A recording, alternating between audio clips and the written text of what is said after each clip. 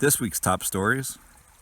Australia is about to legalize growing marijuana nationwide. Worker who pulled gun to stop stabbing attack at GM Tech Center says he was fired. Iceland sentences 26 corrupt bankers to 74 years in prison. Yoga emergency therapy as alternative to urgent care and hospital ER. Harvard study reveals proving meditation literally rebuilds the brain's gray matter in 8 weeks. We have a bionic spine, could enable paralyzed patients to walk using subconscious thought. And DARPA's human thinking brain chip for their drones. Welcome to Drunken Yogi News. Shit to pay attention to. Potential for the disastrous rise of misplaced power exists. We are in an information war, and we are losing that war. I'll be very blunt. Okay, let's get right into this. Australia is about to legalize growing marijuana nationwide. It's coming from Quartz, I'm guessing a Australian publication. Australia appears set to legalize growing marijuana for medical use nationwide. It looks guaranteed to become law. Under the proposal, a national license and permit scheme would be established for supplying medical cannabis to patients with painful and chronic conditions. This is about time. It's great to see another Western country becoming more intelligent about their ban on cannabis. It's going to be fun to see how legal they make it over the next couple years. Now we are going to Detroit with Fox News. Worker who pulled gun to stop stabbing attack at the GM Tech Center says he was fired. A valet attendant who intervened in a stabbing at General Motors was fired. He heard a lady kept saying, "I'm dying, someone help," and it was just a natural reaction. I just see this lady getting stabbed. I only had like a half second to think, and I unholstered my firearm and pointed it at her to drop the knife. He didn't shoot anybody, showed restraint, he was legally carrying, and he prevented this lady from dying. It goes on to say the EMT said that she would have bled out had he not intervened at the moment he did. And he loses his job. This guy should be getting an award, and he should probably be a police officer. Hope someone goes out of their way to take care of him. Iceland sentenced 26 corrupt bankers to 74 years in prison. This is awesome. This is what we should have done after the 2008 economic collapse. They go on to say the charges range from breach of fiduciary duties to market manipulation to embezzlement, all of which they did here in America. When most people think of Iceland, they envision fire and ice. Major volcanoes, vast ice fields are abundant due to its position in the northern part of the mid-Atlantic ridge. However, Iceland is also noted for being one of the Nordic socialist countries, complete with universal health care, free education, and a lot of other tea potty nightmares. So, what's different over there? Iceland had one of the more thriving economies in the world, in spite the fact that their total population, 327,000, wouldn't even fill a mid-sized American city. But this is where they had the ability to still win. Because of their small population, they were able to hold their government accountable, and now they are not in a new financial collapse, which America is going into right now, but they have the people that were to blame going to jail, which we need to do here. We need to arrest the bankers. If we arrest the bankers, a lot of stuff is going to get better. Yoga emergency therapy as alternative to urgent care. This is coming from CBS Philly, and this is a great article. Wish more people would start thinking like this. A growing number of people are turning to yoga emergency therapy instead of urgent care clinic or the hospital ER for minor aches and pains.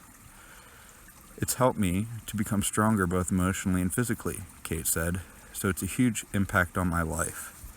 Yes, one of the big impacts on my life after starting a yoga practice, I used to have restless leg syndrome. And as long as I keep my practice up, this doesn't bother me at all. But if I don't do it for a week or two, I can definitely feel the difference. They go on to say any person could benefit from yoga. Doctor, last name I'm not going to be able to pronounce. Joint issues, knee, shoulder issues can be improved by yoga. It's neck pain, shoulder pain, sometimes it would radiate up and shoot into my head, Kate said. You're strengthening the back muscles and lower ab muscles to support your back, said Teresa. Sorry, thought that was the same person. What we get here is that if you use your body and use it correctly, which we have yogis going back thousands of years studying the best way possible to beneficially enhance your body through these positions and breathing, and you can take control of your health. And you can even take control of your mind with this new Harvard study. Field Guide is the publication here. Harvard study unveils MRI. Harvard unveils MRI study proving meditation literally rebuilds the brain's gray matter in 8 weeks. Test subjects taking part in the 8-week program mindfulness meditation showed results that astonished even the most experienced neuroscientists. They go on to say that just a small meditation practice carried out over 8 weeks, they were able to noticeably impact the gray matter, which is known for the cognitive power.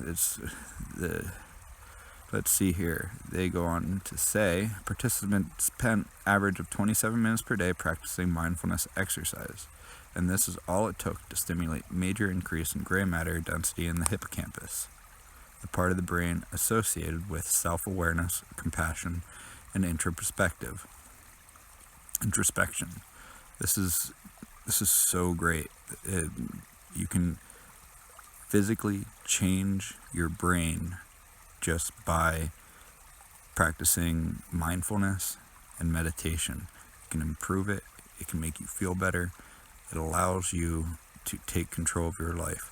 Through meditation and yoga, you can have so much more control of your health and wellness. And soon enough, you can get this Bionic Spine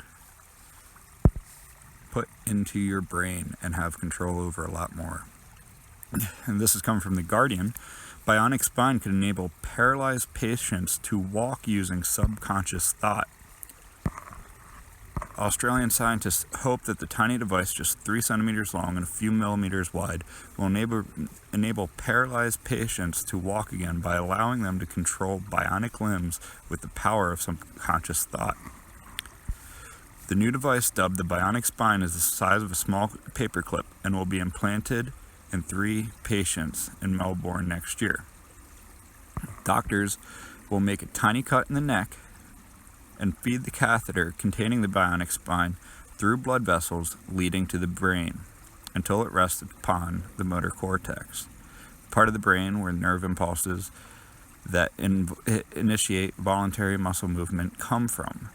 So, you will think, you won't even have to think about thinking to move the part of your body that's not there, and the bionic whatever, arm, hand, leg, Luke Skywalker hand, will move just as if it is your own. And if you take this a step further, maybe even a drone. That's not what this article is about, but it's definitely a possibility. The immersion into virtual reality is not as complicated as you think, and you could trick yourself into believing that this is your body very quick. But DARPA's new neural microchip could let drones think like a human. And they go on to say that modern warfare requires more simple than just simple brute strength, and that They can't just, these robots can't just look at a picture and just understand what's going on. That takes humans, which are just full of flaws and expensive and just annoying anymore with the military, so we need to get rid of them. So that's what this chip comes in to do. Human observation and analysis of intelligence, surveillance, and reconnaissance is essential, but the training of human is both expensive and time-consuming. Human performance also varies due to individuals' capabilities, training, fatigue, boredom, and human attention capacity.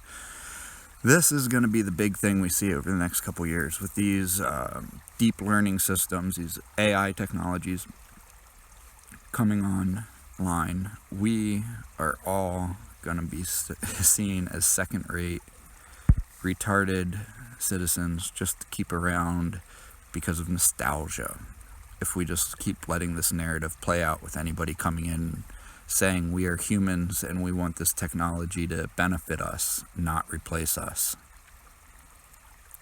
Well, that's all for this week. I hope you learned something, and I will talk to you soon. Please subscribe.